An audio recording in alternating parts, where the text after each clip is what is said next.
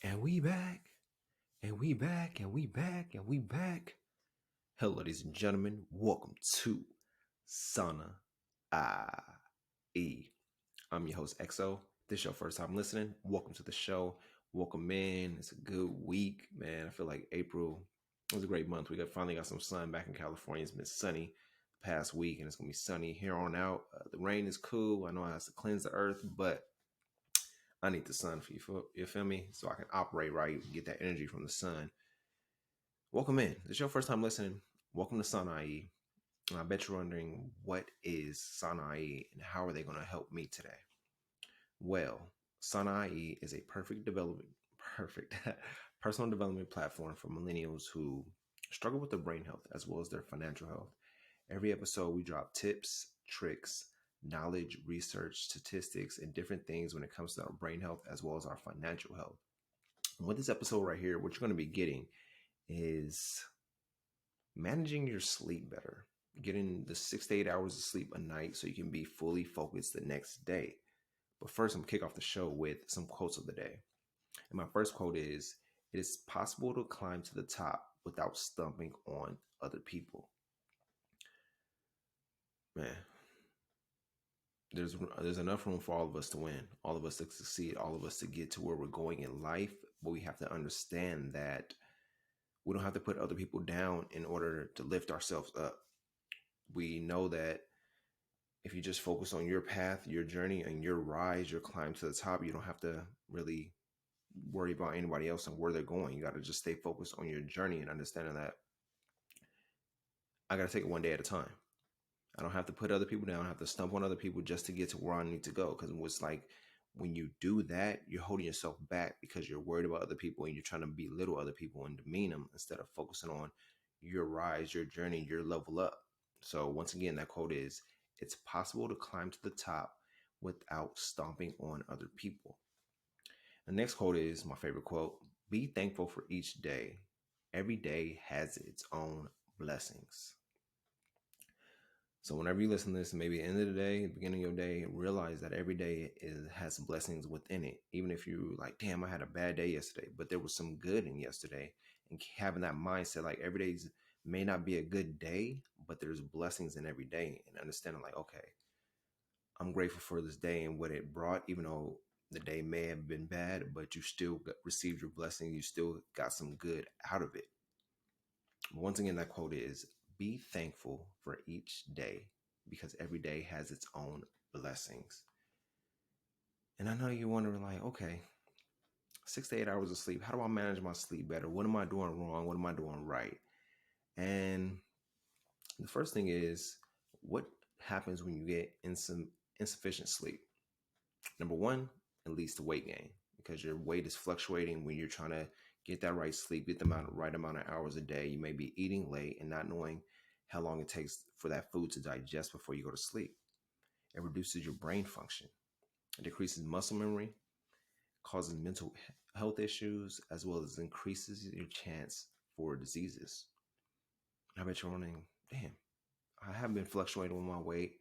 I feel like I haven't been operating right when it comes to my brain health and brain function as well as my muscle memory. But understanding like there's ways to change it and certain ways to fix that. And one of the ways to fix it is 10 minutes of sunlight every morning. This is what I do. I make sure I get 10 minutes of sunlight after the gym, getting that sunlight, getting that in, and viewing the sunlight for 10 minutes and viewing at a lower solar angle where it's not high in the sky, but it's on the rise. It sets your circadian rhythm and it makes it easier to fall asleep at night. Making sure that you're getting that 10 minutes of sunlight in the morning, maybe even taking a 10-minute walk, getting that nature, getting that sunlight, incorporating that in your morning routine. And that's one of the ways to fix it. Number two would be 10 hours without caffeine. Did you know drinking coffee or any caffeine or even taking a pre-workout after 12 p.m. is disrupting the quality and depth of your sleep? You're not getting that REM sleep at night because that caffeine is still in your system even 6 hours after you take it.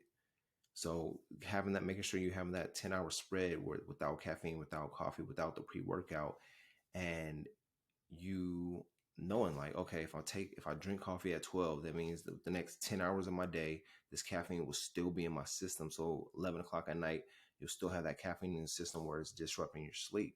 So aim to cut off the caffeine, the coffee, the pre-workout at least 10 hours before bed.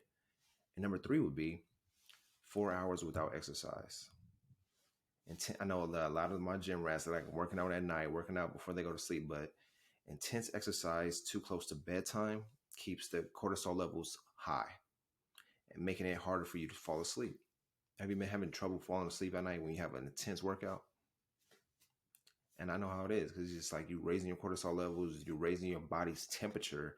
And when you're raising your body temperature, it's hard to really go to sleep and fall asleep the right way, having that good quality of sleep. Because when we go to sleep, our bodies need to be at a cool temperature. That's why I like to recommend always having blackout curtains in your room, keeping your room to at least 65 degrees, having it pitch black, and really de not I was gonna say de-escalating, but lowering that body temperature so you can have the quality of sleep and you can sleep well. It's best to sleep in a cool environment.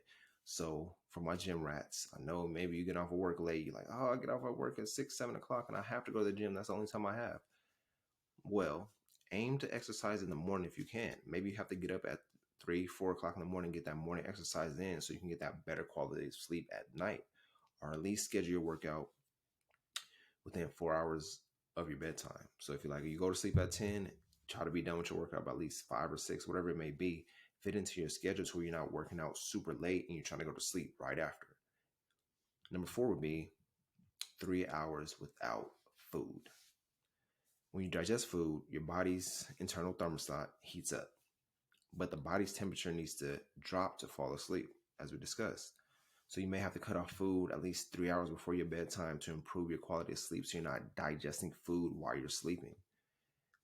What I like to do now, I've been set on not eating after 7 o'clock because I know I'll go to sleep probably like 10. So having that time window to where you're having the food digest and you have that time to really lower your body's temperature before you go to sleep. Number five would be 2 hours without work. Your mind needs time to rest and wind down before you go to bed. Be done with your work at least 2 hours before bed and find a nighttime routine that helps you wind down and relax. My wind down relax routine is meditating, journaling, and really just doing some deep breathing and really preparing for the next day ahead, getting my clothes out for the next day and seeing what I need to do to prepare myself instead of trying to constantly work. Because you constantly work, constantly looking at blue screens, blue lights, it's disrupting your sleep quality over time. And that leads me to number six. Number six, 1 hour without blue light. I know this is hard for a lot of us. I'm still working on this myself, but the blue light from your screens signals to your brain that it's time to be alert and awake. Don't you feel like when you on your phone at night, you're scrolling through social media or you watching a movie or whatever it may be, that you're like, you feel like you're not tired, you're just awake. And that's simply because that blue light is disrupting your ability to fall asleep. So what I recommend, an hour before bed, cut the screens off, read a book, journal, prepare for your next day, and that hour will go by quick and you'll fall asleep faster. Cutting off screens at least an hour before bed, or at least invest in some blue light glasses. And trust me, if you follow these tips and aim for at least 6 to 8 hours of sleep a night, your brain and body will feel better and they will thank you in the long run. I know it's not going to happen overnight, but doing these daily tips on a daily basis, it builds that repetition to where you get accustomed to cutting off that blue light, not eating late, not exercising too late, cutting off that caffeine at least 10 hours before bed. It helps you in the long run to where you're getting that quality of sleep. I know we all want quality sleep when we get that deep sleep, at least, like I said, 6 to 8 hours, so you're fully focused for the next day. But that is my 6 tips on how to manage your sleep better, getting that quality sleep throughout the night. Share the show, subscribe, review. Let me know what y'all think. If this helped you out or if you plan on doing these tips, let me know. I appreciate y'all. And let me leave y'all with this. Don't lose your inner peace for anything whatsoever, even if your whole world seems chaotic. Y'all have a great week. We'll be back again on Friday with Sana. E.